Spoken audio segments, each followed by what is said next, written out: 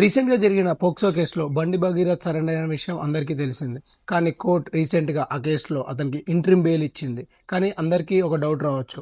POCSO case అనేది ఒక non bailable offence కదా! అతనికి బెయిల్ ఎలా వచ్చింది? దీని వెనుక పొలిటికల్ ఇన్‌ఫ్లూయెన్స్ ఏమన్నా ఉందా అని. కానీ ఎమోషన్స్ పక్కన పెట్టి లా ఏం చెప్తుందో చూద్దాం. బండి భగీరథ్ ఒక అక్యూజ్డ్ మాత్రమే, క్రిమినల్ కాదు. అక్యూజ్డ్ అంటే అతని మీద ఆరోపణలు ఉన్నాయి. క్రిమినల్ అంటే కోర్ట్ ఫైనల్ వర్డిక్ట్ ఇచ్చి అతను ఆ క్రైమ్ కమిట్ అయినట్టు స్టేట్మెంట్ ఇస్తే అతను క్రిమినల్. కానీ ఈ కేసులో బండి భగీరథ్ ఇంకా అక్యూజ్డ్ మాత్రమే, ట్రయల్ కంప్లీట్ అవ్వలేదు.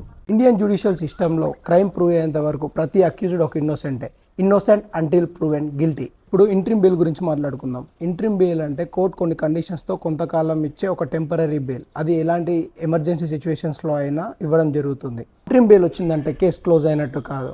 ఒకవేళ కోర్ట్ రెగ్యులేషన్స్ని వైలేట్ చేసిన, విట్నెస్ని ఇన్ఫ్లుయెన్స్ చేసిన, ఇన్వెస్టిగేషన్ సహకరియపోయినా అతన్ని మళ్ళీ కస్టడీలోకి తీసుకోవచ్చు.